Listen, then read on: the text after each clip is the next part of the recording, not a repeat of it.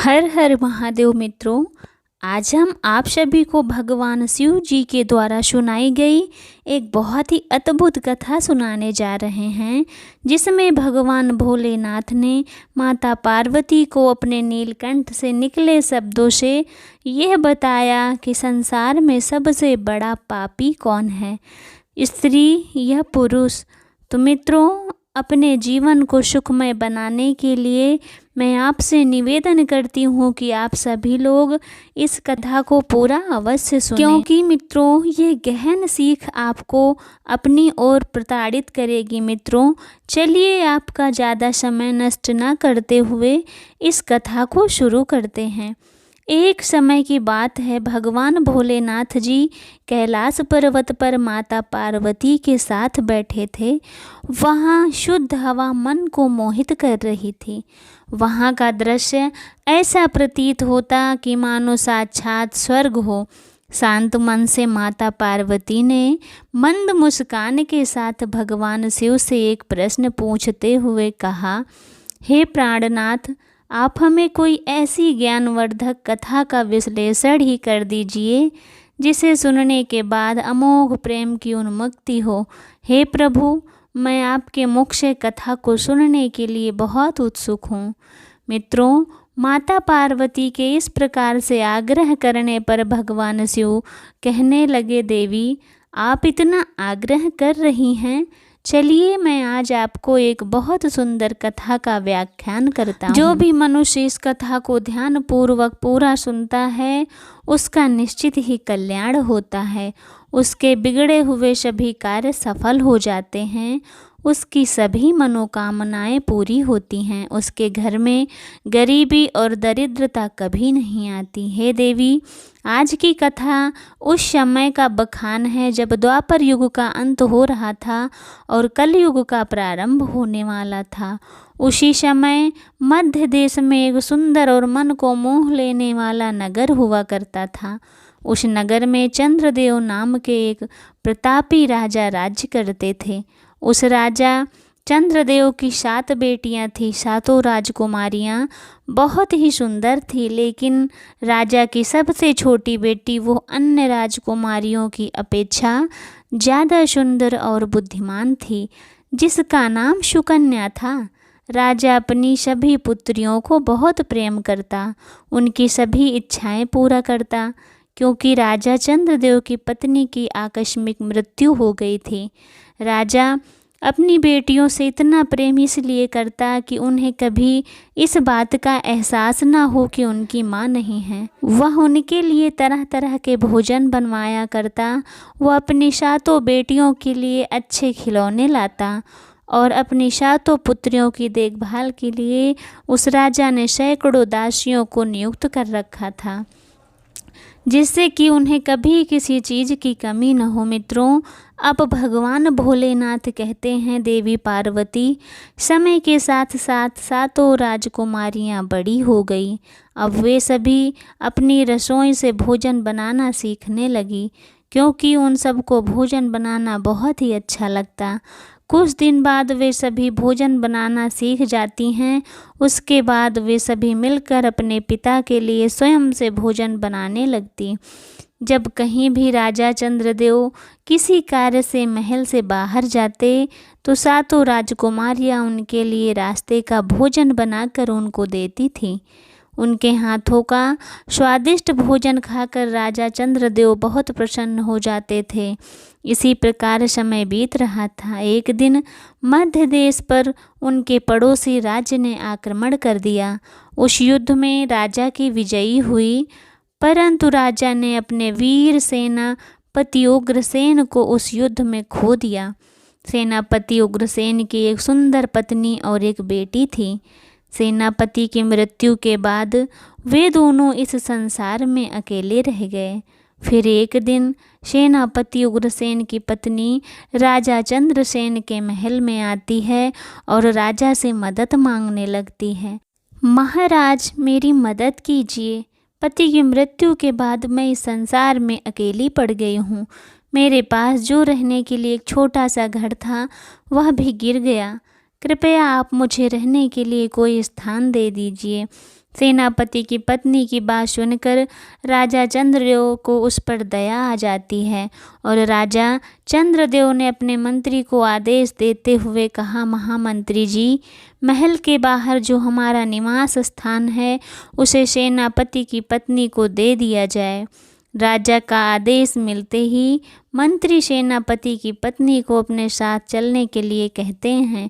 उसे महल के बाहर ले जाकर उसे वो घर दे देते हैं। फिर वह अपनी बेटी के साथ उस घर में रहने लगती है। मित्रों, अब आगे भगवान शिव कहते हैं कि देवी पार्वती वह स्त्री शाम होते ही प्रतिदिन महल में आती और रसोई में जाकर राजकुमारी से आग मांगती थी। मित्रों, राजकुमारी सुकन्या को वह स्त्री बिल्कुल भी पसंद नहीं थी, क्योंकि उसकी आदतें सभी को बहुत ही ज़्यादा लज्जित कर देने वाली थी।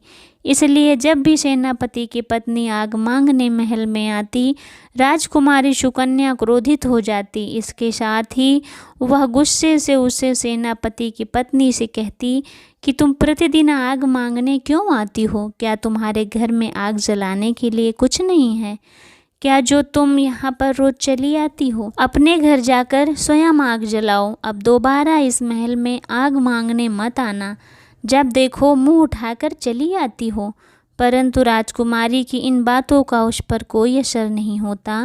अब अगले दिन शाम के समय सेनापति की पत्नी फिर से महल में आई, रसोई में जाकर आग मांगने लगी। जैसे ही राजकुमारी सुकन्या ने उसे देखा, वह उस पर क्रोधित हो गई और उस सेनापति की पत्नी को रसोई से बाहर निकाल दिया। लेकिन उस पर राजकुमारी की बातों का कोई असर नहीं होता। जब राजकुमारी उस पर प्रतिदिन क्रोधित होती, उसकी बड़ी बहनें उसे शांत कराती और उसे समझाते हुए कहने लगती थी, बहन, उसे माफ़ कर दो, वह बेचारी विधवा है। यदि हम सब इसे थोड़ी सी आग दे देंगे या उसे आग जला लेगी तो हमारा क्या चला जाएगा? कोई नुकसान नहीं होगा। जब देखो तब तुम उस स्त्री से झगड़ती रहती हो, ना भला बुरा सुनाती हो उसे, वो तुम्हें कुछ नहीं कहती। इसमें उस बेचारी क्या दोष? वह हमारे यहाँ आकर केवल हमारी रसोई से थोड़ी सी आग ही तो लेती है। इससे तुम इतना सुनाने की क्या ज़रूरत? तुमको भी समझना चाहिए कि एक विधवा स्त्री का सहारा बनने से कितना बड़ा पुण्य मिलता है। अब अपनी बड़ी बहनों की बातें सुनकर छोटी राजकुमारी सुकन्या गुस्से में आकर अपनी बहनों से कहती, अरे बहनों, आज तुम्हें मेरी बात समझ नहीं आ रही, लेकिन देख लेना, एक न एक दिन यह स्त्री हमारे साथ छल अवश्य करेगी, क्योंकि इसका चरित्र मुझे ठीक नहीं लगता। एक दिन यह हमारे लिए बहुत बड़ी मुसीबत पैदा कर देगी। मेरी इस बात को तुम गांठ बांध लो, देख लेना ऐसा जरूर होगा। अब इतना कहकर छोटी राजकुमारी सुकन्या अपने कक्ष में चली गई। उसके बाद यह सिलसिला इसी तरह चलता रहा। वह औरत उन राजकुमारियों के प्रति षड्यंत्र रचने लगी। मित्रों, वह स्त्री बहुत ही दुष्ट स्वभाव की थी। एक दिन जब वह रसोई में आग मांगने जा रही थी, तो वह सबसे नज़र बचाकर राजा के भोजन में थोड़ी सी मिट्टी मिला देती है और राजा के लिए जो भोजन बना हुआ था उस भोजन को खराब कर देती है। एक दिन जब राजा चंद्रदेव भोजन कर रहे थे, तब उन्हें भोजन को लेकर कुछ शंका उत्पन्न हुई, लेकिन राजा चंद्रदेव को अपनी बेटियों पर पूर्ण विश्वास था, क्योंकि उनका भोजन उनकी बेटियां बनाती थीं। राजा को अपनी सभी बेटियों से बहुत अधिक प्रेम था, इसलिए वो समझ नहीं पा रहे थे कि आखिर भोजन का स्वाद मिट्टी जैसा क्यों है जो भोजन को खराब कर रहा है। अब यह सिलसिला रोज का हो गया। जब राजा ऐसा भोजन करते करते थक गए, तो फिर एक दिन राजा ने मन ही मन सोचा कि अब मुझे देखना चाहिए कि खाना बनाते समय हमारी बेटियां ऐसा क्या कर देती हैं जिससे भोजन का स्वाद मिट्टी जैसा हो जाता है। अब ऐसा सोचकर राजा चंद्रदेव अपने कक्ष में चला गया। अगले दिन जब सातों राजकुमारियां रसोई घर में भोजन बना रही थी, तो राजा चंद्रदेव छिप कर देखने लगे, मेरी बेटियां किस कारण मेरे भोजन को खराब करती हैं। ऐसा खराब भोजन खिलाकर वो मुझे क्यों मारना चाहती हैं। अपने मन में ऐसा विचार करते हुए राजा अपनी पुत्रियों को देखने लगे, क्योंकि वह अपनी पुत्रियों से बहुत ज़्यादा प्यार करते थे। इसलिए उसे इस बात पर यकीन नहीं हो रहा था। वो जानना चाहते थे कि उनकी बेटियां ऐसा क्यों करती हैं। लेकिन जब उसने देखा कि उनकी बेटियां तो बड़ी स्वच्छता से भोजन बना रही हैं, कुछ देर बाद भोजन बनकर तैयार हो गया और उसने देखा कि उसकी बेटियों ने बड़ी सावधानी और स्वच्छता के साथ भोजन को ढककर एक सुरक्षित स्थान पर रख दिया। अन्य कार्य को करने के लिए वो रसोई घर से बाहर चली गई। इसके बाद राजा ने जो दृश्य देखा उसे देखकर वो आश्चर्यचकित हो गया। उसने देखा सेनापति की पत्नी आग लेने के लिए रसोई घर में आई है। वह अपने घर पर भोजन बनाने के लिए आग मांगने लगी। तभी उससे देखकर सुकन्या को उस पर क्रोध आ गया। वह क्रोधित होकर उसे डांटने लगी और कहने लगी, जब देखो मुंह उठाकर आग मांगने चली आती हो।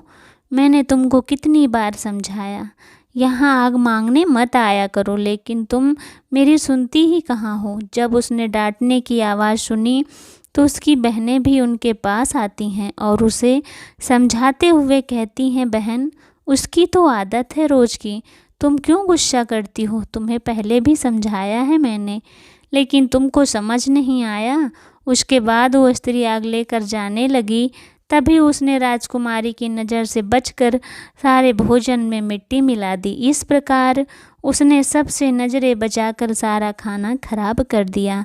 जब राजा ने देखा कि उसकी बेटियों ने तो बहुत सफाई और बड़े सुंदर तरीके से खाना बनाया था, लेकिन सेनापति की पत्नी ने आग लेने के बाद भोजन में मिट्टी मिला दी, यह देखकर राजा को उस स्त्री पर क्रोध आ जाता है।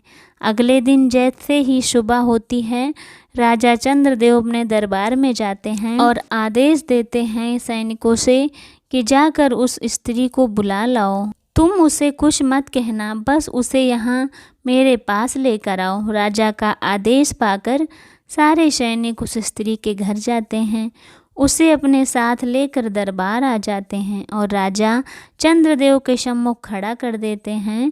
फिर राजा ने गुस्से से उससे सारी घटना के बारे में पूछा तो सेनापति की पत्नी ने चालाकी दिखाते हुए कहा, महाराज मुझे क्षमा करें, मैं तो आपकी बुद्धिमत्ता की जांच कर रही थी, क्योंकि मैंने आपकी बुद्धिमानी के चर्चे अपने पति से बहुत सुने थे। इसलिए मैं देखना चाहती थी कि आप कितने चतुर और कितने बुद्धिमान हैं और कैसे समस्या का समाधान निकालते हैं। आगे वो सेनापति की स्त्री राजा चंद्रदेव की प्रशंसा करते हुए, महाराज आप तो वास्तव में बड़े बुद्धिमान हैं। फिर वो हाथ जोड़कर कहती है, हे महाराज मेरी इस गलती को क्षमा कर दीजिए। आप तो न्यायप्रिय और समझदार हैं, मैं तो बस आपकी बुद्धिमत्ता की परीक्षा ले रही थी। आप उसमें सफल हो गए और मैं फंस गई। मित्रों, इस प्रकार उस दुष्ट स्त्री ने राजा को अपनी मीठी मीठी बातों के माया जाल में उलझा दिया। उसकी ऐसी बातें सुनकर राजा उसकी समझदारी के कारण उस पर अत्यंत प्रसन्न हो गया और सुंदरता पर मोहित हो गया। उसकी बातें सुनने के बाद राजा चंद्रदेव का मन परिवर्तित हो गया। उसे दंड देने के स्थान पर राजा चंद्रदेव ने उससे अपनी पत्नी बनाने का निर्णय लिया, उससे विवाह कर लिया। राजा के इस निर्णय को देखकर सारा राज दरबार सोच में पड़ गया, किंतु कोई कुछ बोल नहीं सकता, क्योंकि वो एक राजा का फैसला था। अब राजा के साथ उस सेनापति की पत्नी का विवाह हुआ। अब तो सेनापति की पत्नी राजा चंद्रदेव की रानी बन चुकी थी। अब ये नई रानी राजा की पहली पत्नी से पैदा हुई सातों बेटियों से बहुत नफरत करने लगी। किसी भी प्रकार से ये सातों राजकुमारियां महल से निकल जाएं, राजकुमारियों के महल से निकलने का षड्यंत्र बनाने लगी, उन्हें महल से निकलवाने की कोशिश करने लगी। ऐसा इसलिए करना चाहती थी कि उसे सारा धन संपत्ति और पूरा राज्य मिल जाए, उसे कोई कुछ कहने वाला न हो। साथ ही सभी प्रकार के ऐश्वर्य सुख सुविधाएं केवल उसके और उसकी बेटी के लिए हो जाएं। उसके बाद वह उसकी पुत्री महल में राज्य कर सके। अब आगे भगवान शिव कहने लगे, पार्वती से कि हे देवी, राजा चंद्रदेव अपनी सभी बेटियों को बहुत प्यार करते थे। उसको अपनी पुत्रियों के प्रति बहुत करुणा और दया थी। राजा अपनी पुत्रियों को बिल्कुल भी दुखी नहीं देख सकते थे। दूसरी ओर ये नई रानी हर प्रकार से हर रोज़ पुत्रियों को दुख देने लगी। उन्हें पूरा दिन कार्यों में लगाए रहती और शाम को खाते समय आधा पेट भोजन देती, जिससे वो बेचारी भूखी रह जाती। धीरे धीरे उनकी दूसरी ज़रूरतों और सुख सुविधाओं को कम करती जा रही थी। इस तरह सातों बहनें हर तरफ से दुखों का पहाड़ टूट पड़ा। यह बात राजा को बिल्कुल भी पता नहीं थी और जो सेनापति की पत्नी थी, जो अब राजा चंद्रदेव की नई रानी बन गई थी, उसकी बेटी की महल हर प्रकार की सुख सुविधाओं का आनंद ले रही थी। उसकी बेटी राजकुमारियों की तरह महल में रहने लगी। महल में रानी अपनी बेटी को राजकुमारी बनाकर रखती, उसे राजकुमारी की तरह जीवन जीने के लिए प्रेरित करती। रानी अपनी पुत्री के लिए अच्छा भोजन बनवाती, उसके लिए अच्छे कपड़े मंगवाती। अब तो वो सातों बहनों को परेशान करना शुरू कर दिया। इसके बाद इस प्रकार के व्यवहार को देखकर सभी बहनें उससे बहुत दुखी हो जाती हैं। एक दिन जब वह बहुत परेशान हो जाती है तो सभी अपनी मृत माँ की समाधि पर जाकर रोने लगती हैं। वहाँ जाकर वो अपनी माँ से रोते हुए कहने लगती हैं, माँ, क्या तुम अपनी बेसहारा, लाचार, बेबस पुत्रियों को नहीं देख सकती हो? हम सब आपके चले जाने के बाद बहुत दुखी हैं। आपके जाने के बाद पिताजी ने दूसरा विवाह कर लिया, किंतु वो सौतेली माँ हम पर बहुत अत्याचार कर रही है। हमें भरपेट भोजन नहीं देती, हम सबको प्रताड़ित करती रहती है, हमें बहुत परेशान करती हैं। उसकी बेटी भी हम पर बहुत ताना कसती हैं और हमेशा हमें काम में व्यस्त रखती हैं। इतना कहकर वो महल में चली जाती हैं। इसके बाद से वे सभी बहनें जब दुखी होती तो अपनी माँ की समाधि पर चली आती और रोते हुए अपनी माँ से अपना दुख साझा करती। एक दिन जब वह सभी बहनें अपनी माँ की समाधि पर बैठी रो रही थी, तभी उन्होंने देखा कि उनकी माँ की समाधि के बगल में एक आम का पेड़ प्रकट हो गया। उस आम के पेड़ पर ताजे सुंदर आम के फल लगे हुए थे। उन सभी बहनों ने फल खाकर अपनी भूख मिटाई और माँ को धन्यवाद करके महल में वापस आ गई।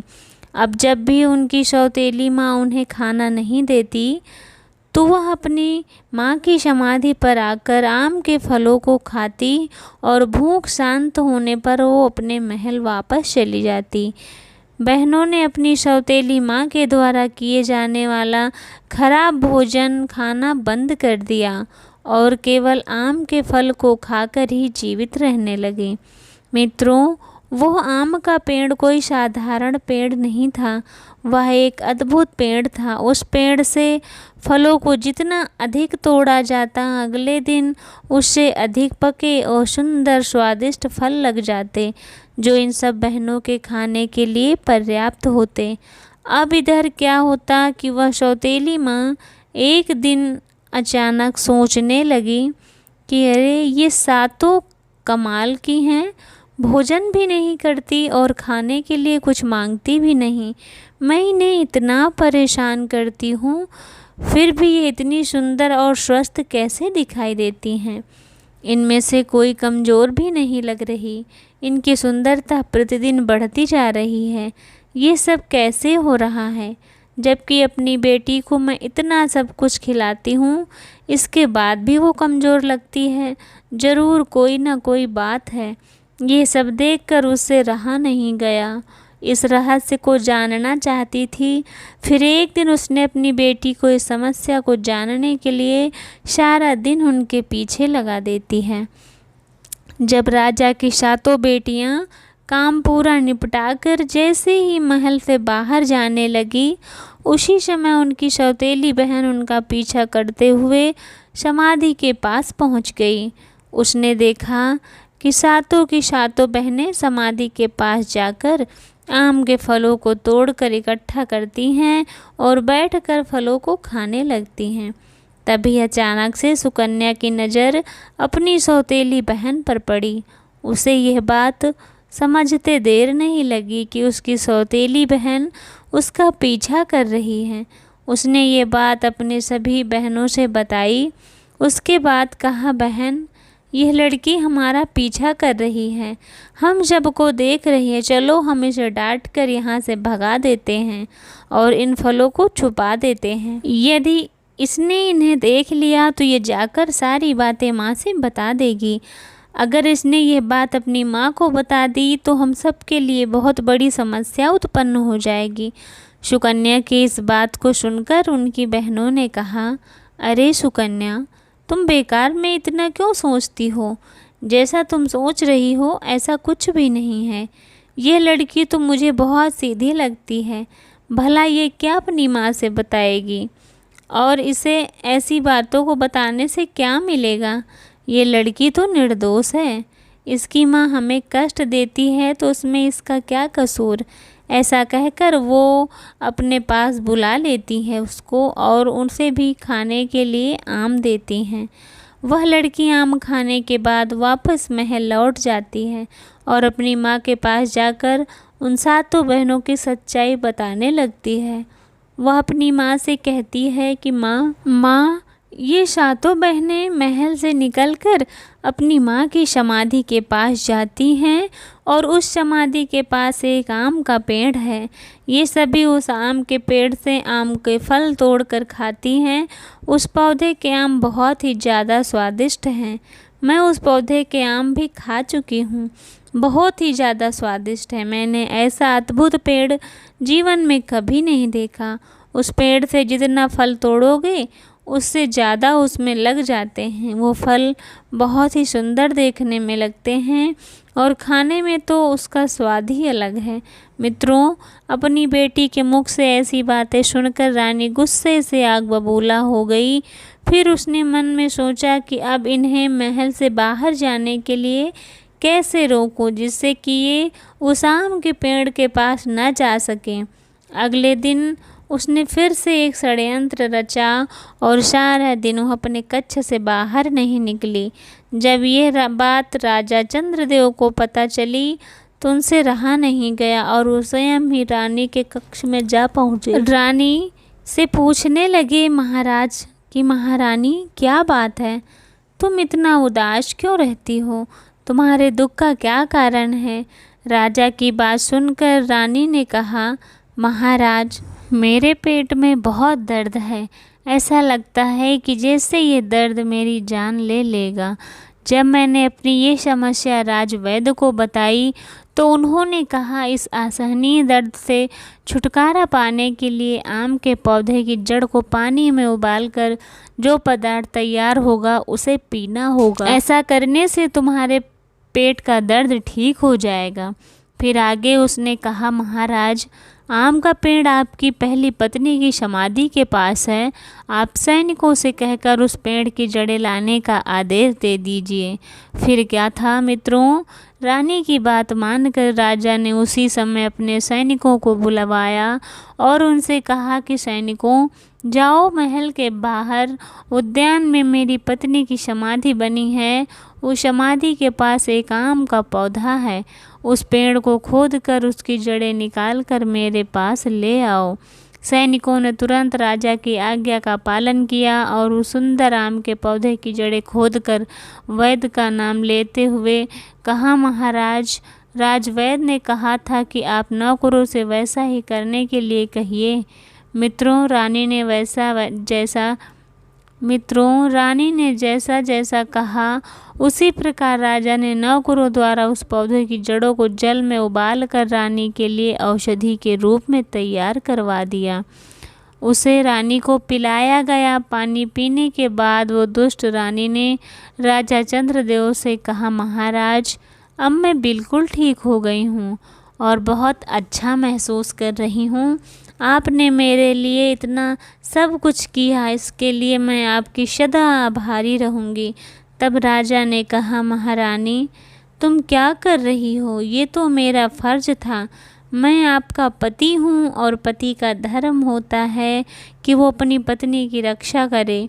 इधर अब अगले दिन जब वे सभी बहनें अपनी माँ की समाधि पर गई तो उन्होंने देखा कि समाधि के पास एक अद्भुत आम का पौधा कटा पड़ा है, उसकी जड़ें गायब हैं। यह दृश्य देखकर वे सारी बहनें परेशान हो गई और दुखी होकर वहीं बैठकर विलाप करने लगी।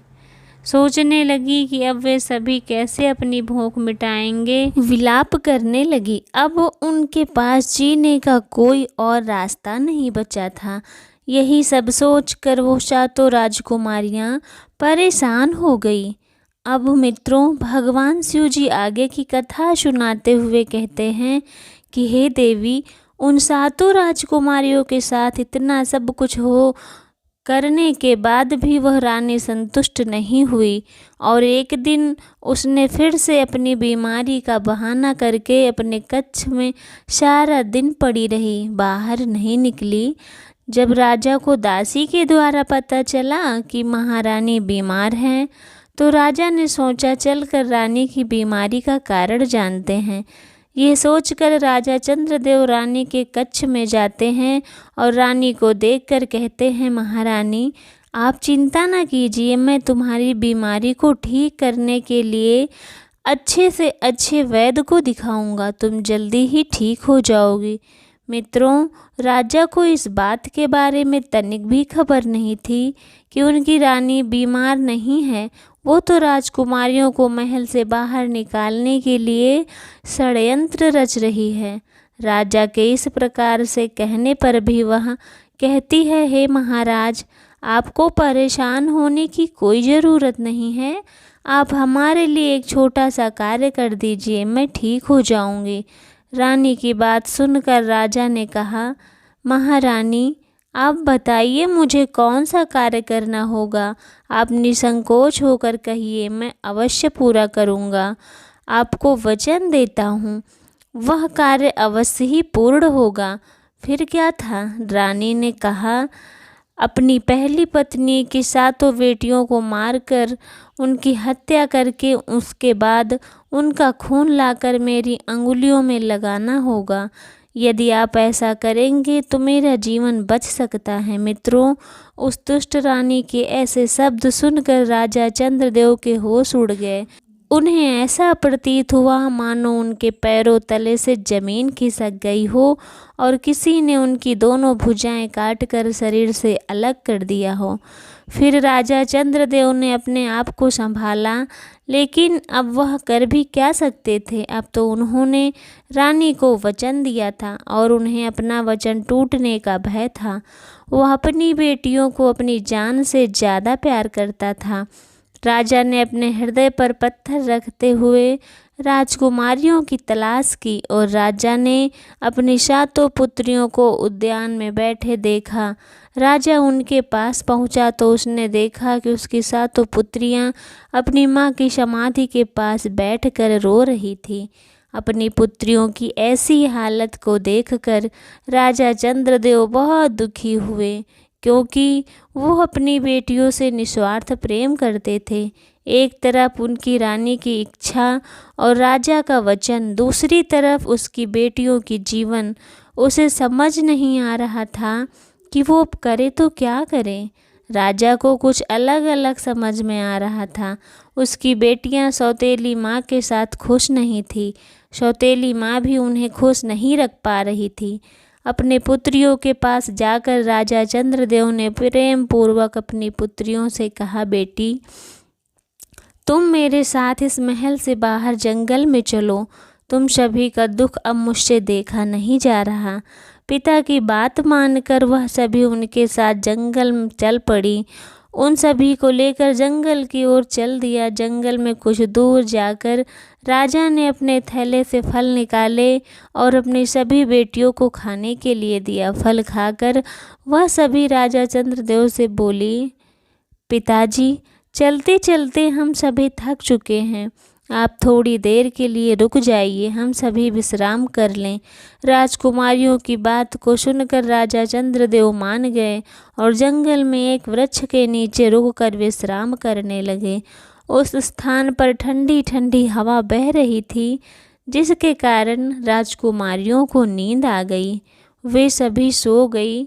जब राजा ने देखा कि सातों राजकुमारियां सो चुकी हैं, तो वो चुपचाप वहां से उठकर वापस महल को लौटने लगे और अपने मन में ये सोचकर खुश थे कि चलो हमारी पुत्रियां जहाँ भी रहेंगी कम से कम जीवित रहेंगी और ठीक रहेंगी। वे अपनी सौतेली माँ के अत्याचारों से तो बची रहेंगी, कहीं न कहीं जाकर अपना जीवन व्यतीत कर लेंगी। फिर राजा चंद्रदेव ने वापस आते समय जंगल में एक हिरन का शिकार किया और उसके खून को लेकर महल में वापस आ गया। रानी के कक्ष में जाकर रानी की उंगलियों में उस हिरन के खून को लगा दिया। यह देखकर वो दुष्ट रानी बहुत प्रसन्न हुई और मन ही मन सोचकर खुश थी कि अच्छा हुआ राजा ने सातों राजकुमारियों को मार दिया। फिर उसने राजा से कहा, हे महाराज, अब मैं बिल्कुल ठीक महसूस कर रही हूँ। उधर जंगल में राजा के चले जाने के बाद जब सातों बहनें जगी, नींद खुली उनकी, तो उन्होंने अपने आप को घने जंगल में अकेला पाया। जंगली जानवरों की आवाज़ों को सुना तो वो जंगली जानवरों की आवाज़ को सुनकर भय से कांपने लगी और ज़ोर ज़ोर से चिल्लाने लगी और पूरी शक्ति के साथ अपने पिता चंद्रसेन को पुकारने लगी। उन्हें आशा थी कि उनकी आवाज़ को सुनकर उनके पिता जरूर आएंगे, लेकिन उन सबको ऐसा करते हुए बहुत समय बीत गया, लेकिन राजा नहीं आए। उन सबको अपनी आवाज़ के अतिरिक्त अन्य किसी मनुष्य की आवाज़ नहीं सुनाई देती। मित्रों, भगवान शिव जी कहते हैं कि देवी पार्वती ठीक उसी दिन अंग देश के 7 राजकुमार अपनी पिता से आज्ञा लेकर शिकार खेलने के उद्देश्य से आए हुए थे। जब वे शिकार खेलकर वापस अपने राज्य लौटने लगे, तभी उनके सबसे छोटे राजकुमार ने अपने भाइयों को रोकते हुए कहा, भैया ठहरिए, जंगल में ज़रूर कोई फंसा है। हम सबको उनकी सहायता के लिए चलना चाहिए, क्या पता किसी को हमारी ज़रूरत हो। जब उन सभी भाइयों ने भी उन सभी राजकुमारियों की आ रही आवाज़ों को सुना, तो वे सभी जिस दिशा से आवाज़ आ रही थी उसी दिशा में उन सभी ने अपना घोड़ा दौड़ा दिया और थोड़ी ही देर में उस स्थान पर पहुंच जाते हैं जहां पर वे सातों राजकुमारियां थीं। वे सभी रो रही थी। उन्हें रोता देखकर राजकुमारों को उन पर दया आ जाती है। फिर उनमें से सबसे बड़े राजकुमार वे बहुत ही मीठे स्वर में उन राजकुमारियों से कहने लगे, हे सुंदरी राजकुमारियों, तुम सब कौन हो और इस घने जंगल में क्या कर रही हो? तुम्हारे साथ कोई है या तुम सभी अकेली हो? अब उस राजकुमार के पूछने पर उन राजकुमारियों ने अपनी सारी कहानी उन सातों भाइयों को सुना दी। उनकी कहानी सुनने के बाद सातों ने ये निश्चय किया कि इन सबको अपने साथ अपने राज्य में ले चलते हैं और पिता की आज्ञा लेकर इनसे विवाह कर लेंगे। इसके बाद सबसे बड़े राजकुमार ने पूछा, क्या तुम भी हम सभी 7 भाइयों से विवाह करना चाहोगी? इसके साथ ही सब अपने साथ लेकर राजकुमारियों को अपने देश को चले गए और अंग देश पहुंचकर राजकुमारों ने अपने पिता से आज्ञा लेकर राजकुमारियों से विवाह किया। सबसे छोटे राजकुमार ने राजकुमारी सुकन्या से विवाह किया, जो देखने में अत्यंत सुंदर और गुणवान और बुद्धिमान थी। इस प्रकार से सातों राजकुमारियों का विवाह उन सब से हो गया। विवाह की खुशी में अंग देश के राजा ने बहुत ही भव्य भोज का आयोजन किया। उसने सारी राज्य की प्रजा को आमंत्रित किया और भोजन कराया। मित्रों, उसके बाद सभी राजकुमार अपनी अपनी पत्नियों के साथ सुखमय जीवन व्यतीत करने लगे। फिर कई वर्षों के बाद सुकन्या ने एक पुत्र को जन्म दिया। पुत्र प्राप्ति से सारा परिवार बहुत खुश था। उन्हें ऐसा लगता कि लड़के का एक पिता नहीं बल्कि 7 पिता हैं और 7 माताएं हैं। वे सभी उसे बहुत प्यार करते और सब मिलकर अपने बच्चे की तरह उनका लालन पालन करते। इस तरह से धीरे धीरे समय बीतने लगा। एक दिन सबसे छोटे राजकुमार ने अपने भाइयों से कहा, भाइयों, मेरा शिकार खेलने का बहुत मन है, मैं शिकार पर जाना चाहता हूँ। उससे अपनी पत्नी सुकन्या से भी कहा कि मैं शिकार पर जाना चाहता हूँ। फिर उनसे अपनी पत्नी और भाइयों से आज्ञा लेकर अपने घोड़े पर सवार होकर खेलने के लिए राज्य से बाहर निकल जाता है। परंतु कई दिन बीत जाने के बाद भी वो वापस नहीं आए और इसी तरह दिन बीतते गए, लेकिन राजकुमार वापस लौटकर महल में नहीं आया। जब कई दिन बीत गए और राजकुमार और राजकुमारियों को बहुत दुख हुआ, फिर उन 6 राजकुमारों ने अपनी पत्नी से कहा, हम सभी छोटे भाई को खोजने जाएंगे और उसे ढूंढकर अपने साथ लेकर आएंगे। इसके भाइयों ने कहा कि वो अपने भाई के बारे में जाकर देखेंगे कि उसके साथ आखिर क्या हुआ, कहाँ चला गया। इतना कहकर वे सभी राजकुमार छोटे राजकुमार की तलाश में राजमहल से निकल गए। मित्रों, कई दिन बीत गए, वे राजकुमार भी वापस नहीं आए। यह जानकर 7 राजकुमारियों को बहुत ज़्यादा दुख हुआ और परेशान हो गई। आपस में विचार करने लगी कि उनकी पोतियों को किसी ने जंगल में मार तो नहीं दिया, कि उनकी पतियों को किसी ने जंगल में मार तो नहीं दिया, या उनके साथ कुछ गलत हो गया हो। इस तरह समय बीतता गया, परंतु वे राजकुमार लौटकर वापस नहीं आए। एक दिन सुकन्या अपने पुत्र को लेकर महल की छत पर टहल रही थी। उसी समय एक व्यक्ति के द्वार पर भिक्षा मांगने की आवाज़ आती है। उसने काले वस्त्र पहन रखे थे और द्वारपालों से स्वयं को एक साधु बता रहा था। उसे देखकर द्वारपाल उसे रोकते हुए कहने लगे, हे सन्यासी, तुम अंदर नहीं जा सकते हो। राजा के सभी पुत्र एक दिन शिकार खेलने गए थे, परंतु वे सभी वापस नहीं आए। हम सभी को लगता है कि उन राजकुमारों की किसी ने हत्या कर दी और उनकी विधवा पत्नियों को तुम्हारे भिक्षा मांगने से परेशानी हो सकती है। इसलिए हे सन्यासी, तुम अंदर मत जाओ। द्वारपाल ने उसे खूब रोकने की कोशिश की, लेकिन उस आदमी ने कहा कि मैं एक साधु हूँ। साधु को भिक्षा देना और भोजन कराना पुण्य का काम है। मित्रों, आगे भगवान शिव कहते हैं कि देवी, वास्तव में वह कोई साधु नहीं था, वो एक जादूगर था जिसका नाम हर्ष था। उसने कई द्वारपालों से महल के अंदर जाने की इजाज़त मांगी। जब द्वारपालों ने उसे नहीं जाने दिया, तब उस मजदूर हर्ष ने अपने जादू के माया जाल से उन्हें सुला दिया और महल के अंदर चला गया। उधर छोटी राजकुमारी महल की छत पर यह दृश्य देख रही थी। तभी अचानक से उस जादूगर की नज़र राजकुमारी सुकन्या पर पड़ी, जिसे देखकर वो मोहित हो गया और सोचने लगा, ये स्त्री तो स्वर्ग की अप्सराओं के समान सुंदर है। इसके नेत्र तो कमल की पंखुड़ियों के समान सुंदर हैं। उसने इतनी सुंदरता और इतनी सुंदर स्त्री अपने जीवन काल में कभी नहीं देखी। अब वह जादूगर छोटी राजकुमारी पर पूरी तरह से मोहित हो चुका था। मन ही मन उसे पाने की चाह रखने लगा। फिर वो छोटी राजकुमारी के पास गया। उसने राजकुमारी से कहा, मैं तुम्हें पसंद करता हूँ और तुम्हारे साथ विवाह करना चाहता हूँ और सारा जीवन व्यतीत करना चाहता हूँ। तुम मेरे साथ मेरे घर चलो। राजकुमारी सुकन्या उस अनजान व्यक्ति को देखकर और ऐसी बातें सुनकर डर गई और डरते हुए सुकन्या ने कहा, तुम कौन हो? मैं तुम्हें नहीं जानती। मैं तुम्हारे साथ विवाह भी नहीं कर सकती, क्योंकि मेरा विवाह हो चुका है। मेरा एक छोटा बच्चा भी है और अपने बेटे के लिए मैं निश्चित रूप से यहीं रहूँगी। अपने बेटे का पालन पोषण करूँगी। इसे छोड़कर कहीं नहीं जाऊँगी।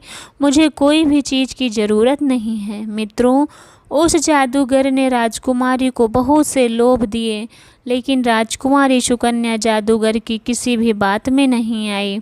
उसने कहा कि अब मैं अपने पति की तलाश करूंगी। मुझे भगवान पर यकीन है, मेरी इस कार्य में अवश्य मेरी मदद करेंगे। मित्रों, राजकुमारी ने जब उस जादूगर को ऐसा कहकर मना कर दिया, अब तो उस साधु को गुस्सा आ गया, क्योंकि उसे ना सुनने की आदत बिल्कुल भी नहीं थी। वह सोचने लगा, यह राजकुमारी मेरे साथ विवाह के लिए राजी क्यों नहीं हो रही। वो जादूगर राजकुमारी से बार बार आग्रह करने लगा, लेकिन राजकुमारी सुकन्या ने क्रोधित होकर जादूगर हर्ष से कहा, यहाँ से चले जाओ, अन्यथा मैं तुम्हें सैनिकों से कहकर बंदी बनवाकर कारागार में डलवा दूंगी। राजकुमारी की यह बात सुनकर जादूगर हर्ष को क्रोध आ गया और उसने सुकन्या को जादू के बल पर उसे एक छोटे से काले कुत्ते में बदल दिया और ये कहने लगा, राजकुमारी, यदि तुम अपनी इच्छा से मेरे साथ नहीं चलोगी तो मेरी जादू की शक्ति से मेरे साथ चलोगी। जब उस जादूगर ने राजकुमारी को कुत्ता बना दिया तो कुत्ता बनकर वो महल में इधर उधर भागने लगी। अब वह कर भी क्या सकती थी, उसके पास कोई भी शक्ति नहीं थी जिससे वह अपनी दूसरी बहनों को बता सके। उसके साथ क्या हुआ, विवश होकर वह एक कुत्ते के रूप में विवशता के साथ जादूगर के इशारों पर चलने लगी। फिर जादूगर उसे अपने साथ लेकर जाने लगा। जैसे ही वो महल के द्वार पर पहुंचा तो द्वारपालों ने उनसे पूछा कि तुमने इस छोटे से कुत्ते को कहाँ से लिया। उस जादूगर ने कहा, मुझे ये कुत्ता राजकुमारियों ने दिया है उपहार के भेंट में। ये सुनते ही द्वारपालों ने उससे आगे कुछ नहीं पूछा, उसे महल से बाहर जाने की इजाज़त दे दी। कुछ समय बाद जब सुकन्या की बहनों ने आवाज़ सुनी तो वो सभी भागकर उसके कक्ष में गई तो उन्होंने देखा कि वहाँ कक्ष में कोई नहीं था। उन्होंने चारों ओर देख लिया परंतु उन्हें सुकन्या कहीं नहीं दिखाई दी। उन्होंने सारे राजमहल में खोजा परंतु उन्हें राजकुमारी नहीं मिली। फिर उन्होंने राजपाल को बुलाया और पूछा, क्या तुमने राजकुमारी को महल से बाहर जाते हुए देखा। तब द्वारपालों ने कहा, राजकुमारी जी, छोटी बहन महल से बाहर कहीं नहीं गई। एक सन्यासी महल से बाहर गया था, उसके हाथ में एक काला कुत्ता था। द्वारपाल की बात सुनकर राजकुमारियों ने अंदाज़ा लगा लिया कि अवश्य ही सुकन्या के साथ कुछ बुरा हुआ है, वो कहीं चली गई है, इसके साथ जरूर कोई षड्यंत्र रचा गया।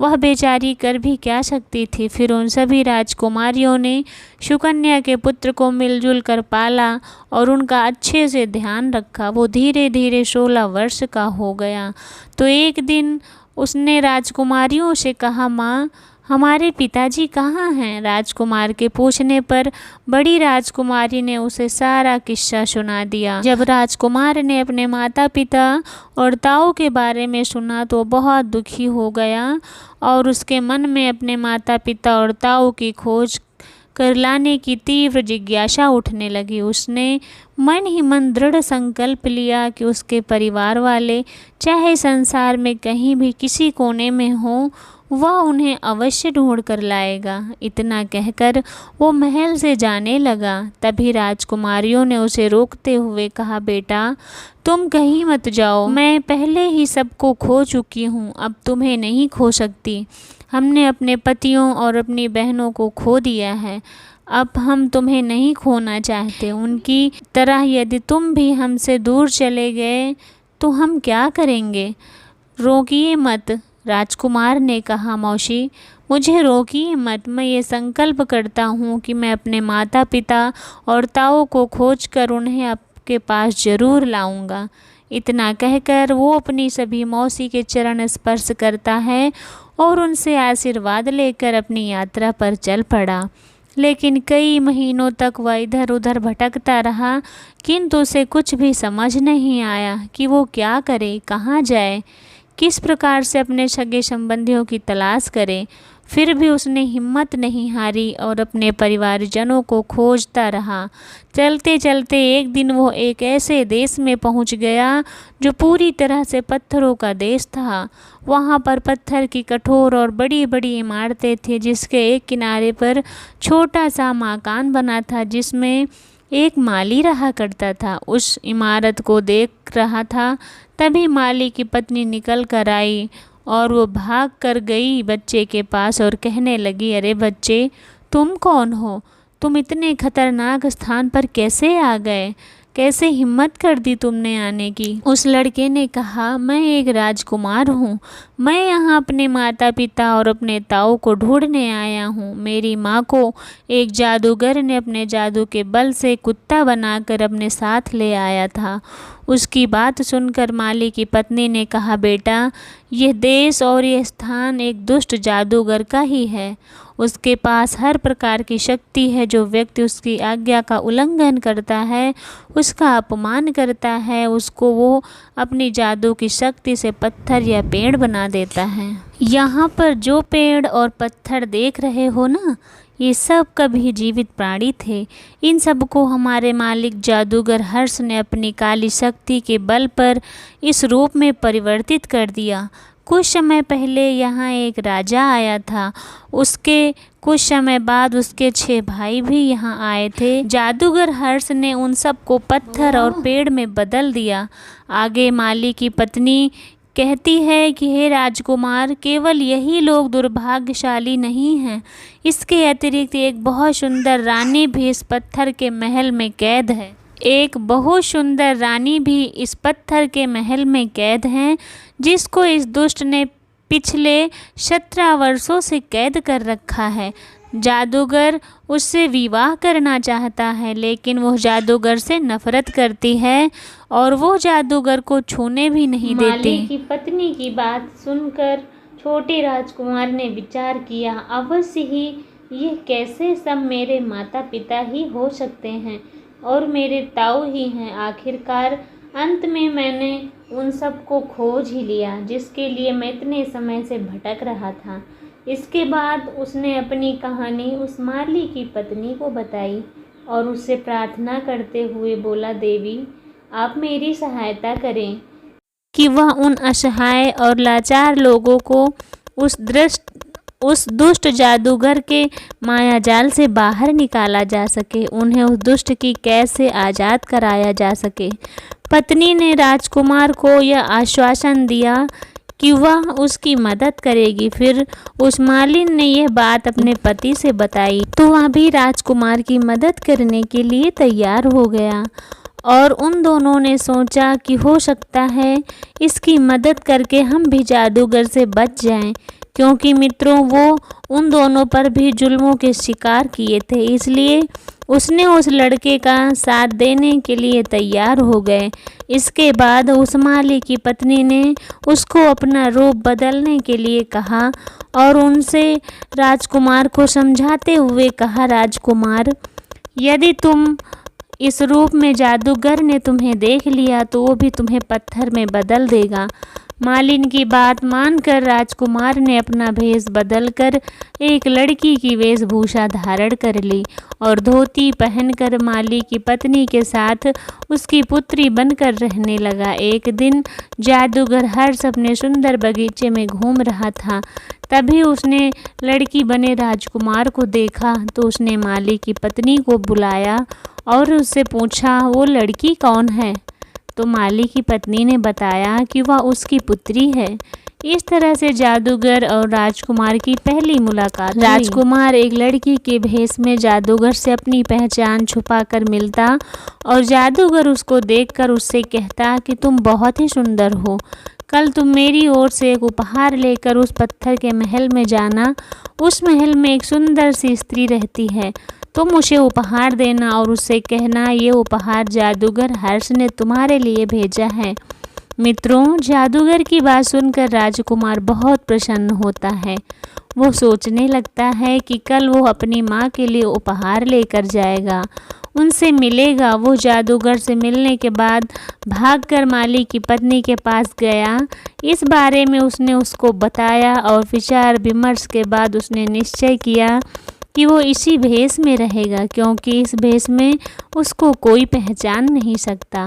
उसने निर्णय लिया कि उचित अवसर आने पर वो अपनी माँ को उड़ा के घर ले जाएगा। मित्रों, राजकुमारी सुकन्या ने राजकुमार के जन्म के समय उसके गले में एक हार पहनाया था जो अभी भी उसने पहन रखा था। नजर पड़ी तो माली की पत्नी कहने लगी, राजकुमार से कहा कि हे राजकुमार, जब जादूगर तुम्हें उपहार दे तो उस समय तुम उस उपहार के अंदर अपना हार छुपा देना, जिसे देखकर तुम्हारी माँ तुम्हें आसानी से पहचान जाएगी। और आगे माली की पत्नी ने कहा कि हे राजकुमार, यह सब कार्य आसान नहीं होगा। इस कार्य को करते समय तुम्हें बहुत सावधानी बरतनी होगी। जब तुम महल में जाओगे तो तुम्हें एक सैनिक मिलेगा जो राजकुमारी सुकन्या के ऊपर नज़र रखता है। मित्रों, अगले दिन वो जादूगर में फूलों का गुलदस्ता लेकर लड़की बने राजकुमार के पास आया और उससे कहता है, जाओ, इससे उस सुंदर स्त्री को मेरी तरफ से उपहार स्वरूप देना। अब तो राजकुमार को फूलों का गुलदस्ता जादूगर ने दे दिया और उससे अपनी माँ तक पहुँचने का मौका मिल चुका था। अब वो हर रोज़ फूलों का गुलदस्ता रानी तक पहुंचाने लगा। जादूगर की एक दासी हमेशा उसकी माँ के कमरे में रहती थी। अंत में एक दिन किस्मत ने साथ दिया और उसको एक ऐसा मौका मिल गया जब कमरे में उसकी माँ के अतिरिक्त और कोई दूसरा व्यक्ति नहीं था। तब उसने अपने गले में पड़े हुए हार को गले से निकालकर उस फूल के गुलदस्ते में बांध दिया, अपनी माँ सुकन्या के पास रख दिया और उनके समीप बैठ गया। कुछ देर बाद सुकन्या की नज़र गुलदस्ते के साथ बंधे हुए हार पर पड़ी। देखते ही वह उस हार को पहचान गई और इधर उधर अपने पुत्र को खोजने लगी। अपनी माँ को इस प्रकार से व्याकुल देखकर राजकुमार ने अपनी सच्चाई राजकुमारी सुकन्या से बता दी। अपने पुत्र द्वारा बताई गई सारी कहानी पर उसको तुरंत विश्वास हो गया। राजकुमार ने अपनी माँ से कहा, माँ, आखिरकार मैंने आपको और पिताजी और ताऊ सबको ढूंढ ही लिया। मित्रों, अपने पुत्र को देखकर राजकुमारी उसे गले लगा लेती है और रोने लगती है। फिर उसने कहा, माँ, आप सभी को उस जादूगर से मुक्त कराकर ले जाऊंगा। फिर राजकुमारी सुकन्या ने अपने पुत्र को बताया, बेटा, दुष्ट जादूगर ने कई वर्षों से हमें यहाँ कैद कर रखा है। उसने इस पत्थर के महल में सारे दरवाजे भी बंद कर रखे हैं क्योंकि वह मुझसे विवाह करना चाहता है। मैं उसे विवाह करने के लिए मना कर दिया। बेटे ने कहा, माँ, तुमने इस जादूगर से इतने सालों तक केवल कठोरता और क्रोध से ही बात की। तुम जादूगर से कहो कि मैंने इतने लंबे समय तक अपने पति की मृत्यु के शोक में थी। अब मैं तुमसे शादी करने को तैयार हूँ। इसके बाद दोनों माँ बेटे बैठकर अपनी योजना बनाने लगे और उसको अंजाम देने के बारे में सोचने लगे। राजकुमार कहता है, माँ, आप जब उससे प्रेम से बात करोगी तो उसे उसकी कमजोरी का पता चलेगा और मौका मिल जाएगा उसकी कमजोरी क्या है, उसे मारा जा सकता है। अपने पुत्र की बात मानकर राजकुमारी सुकन्या ने संदेश भिजवा दिया जैसे ही उसके पुत्र ने सुझाव दिया था। फिर वह भागते हुए राजकुमारी के पास आया और उससे विवाह करने के लिए कहने लगा। उससे अपने महल में चलने के लिए विनती करने लगा, लेकिन राजकुमारी ने कहा कि इससे पहले वो उससे शादी करे। शादी से पहले हमें एक दूसरे के साथ ज़्यादातर समय बिताना चाहिए जिससे हम अच्छे से जान सकें। और वो दोनों समय बिताने लगे। तब राजकुमारी ने एक दिन पूछा, क्या आप अमर हैं? आपको कोई नहीं मार सकता? क्या आप मानव जाति को महसूस कर सकते हैं? वहाँ तक आपका जादू चल सकता है? तुम ये सब क्यों पूछ रही हो? तब राजकुमारी ने कहा, यदि आपको मुझसे विवाह करना है तो इन प्रश्नों के उत्तर तो देने होंगे आपको। मुझे आपके बारे में जानने का हक है क्योंकि मैं आगे चलकर आपकी पत्नी बनने वाली हूँ। इसलिए आपके बारे में मैं सब कुछ जानना चाहती हूँ। इसलिए आपके बारे में मुझे जानने का पूरा हक है। यदि कभी आपके ऊपर कोई मुसीबत आ गई तो मैं उसका हल निकाल सकूँगी, आपको बचा पाऊँगी। पहले पति और पुत्र की तरह तुम्हें खोना नहीं चाहती। ये बात सुनकर जादूगर बहुत खुश हो गया और उसने प्रसन्नता से पूरी बातें बता दी। उसने कहा, राजकुमारी तुम चिंता मत करो, तुम्हें कोई नहीं मार सकता, न मुझे कोई मार सकता है। जब तक कोई उस तोते को नहीं मारेगा तब तक मुझ तक नहीं पहुंच सकता। बहुत ही प्रेम से पूछा राजकुमारी ने कि किस तोते की बात कर रहे हैं। तो उसने सच्चाई बताते हुए कहा, राजकुमारी यहाँ से पूर्व में 20 कोस की दूरी पर एक अत्यंत ही विशालकाय जंगल है। जंगल के बीच में एक विशालकाय वृक्ष है। उस वृक्ष के खोखल में एक पिंजरा है जिसमें एक तोता रहता है। उसी तोते के जीवन पर मेरा जीवन निर्भर है। जब तक वो तोता जीवित रहेगा तब तक मुझे कोई नहीं मार सकता, क्योंकि उस तोते को मारना असंभव है। तोते को किस प्रकार से चोट नहीं पहुंचाई जा सकती। उस तोते को सुरक्षित बनाए रखने के लिए मैंने बहुत सारे गुलामों को नियुक्त कर रखा है जो चारों पहर उसकी सुरक्षा करते हैं। मेरे अतिरिक्त उस स्थान पर कोई नहीं जा सकता। अगर कोई गलती से चला भी जाता है तो हम उसे मरवा देते हैं।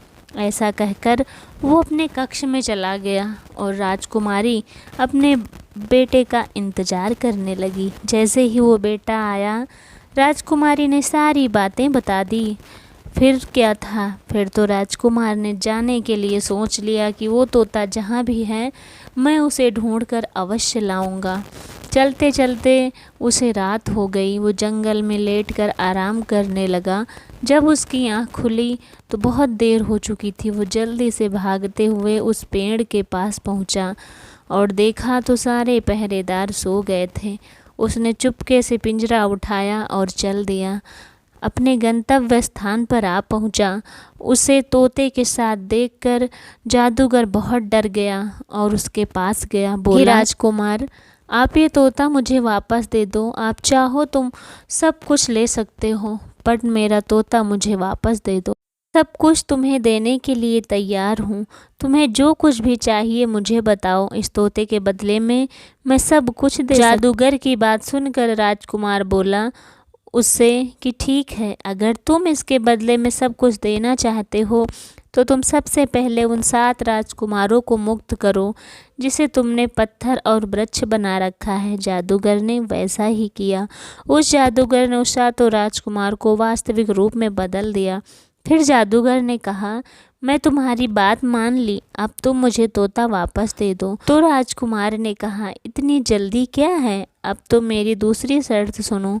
जितने दोष व्यक्ति हैं उनको भी आज़ाद कर दो। तब जादूगर ने कहा राजकुमार से, अब तोता मुझे वापस कर दो, मैंने तुम्हारी सभी शर्तें पूरी कर दी। मित्रों, उस जादूगर की बात सुनकर राजकुमार हंसने लगा और अपने वास्तविक रूप में आ गया। बोला, अरे दुष्ट, तूने मेरे माता पिता और ताऊ पर बहुत अत्याचार किया है, तुझे कभी माफ़ नहीं कर सकता। इतना कहकर राजकुमार ने उस तोते को पिंजरे से निकालकर उसकी गर्दन मोड़ दी और तोता मर गया।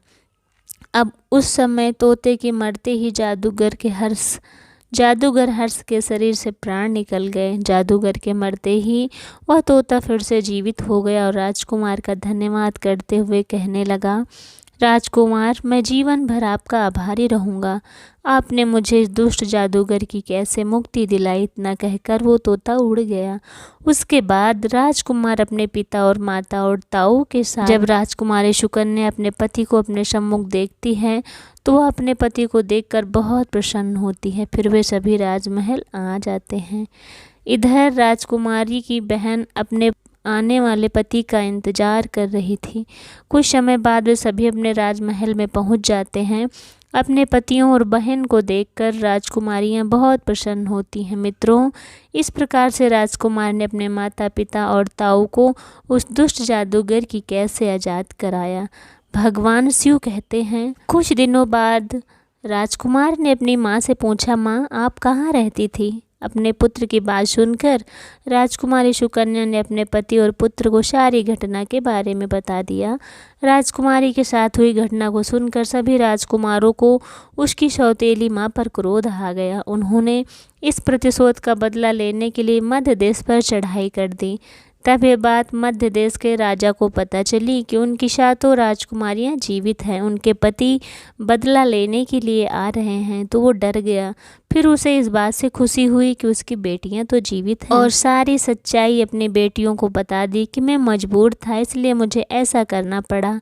बेटी, मैं आपके लिए और अपने किए हुए कर्मों पर बहुत शर्मिंदा हूँ, मुझे माफ़ कर दो। तुम्हें पता है कि तुम सभी से बहुत प्रेम करता हूँ मैं। अपने पिता को रोता देखकर सातों राजकुमारियाँ समझते हुए और समझाते हुए कहती हैं कि पिताजी, आप निर्दोष हैं। जो हम सबके भाग्य में विधाता ने लिखा है होता वही है, किसी का दोष नहीं होता। अंशु कहते हैं कि सभी को इसी जन्म में अपने कर्मों का फल चुकाना पड़ता है।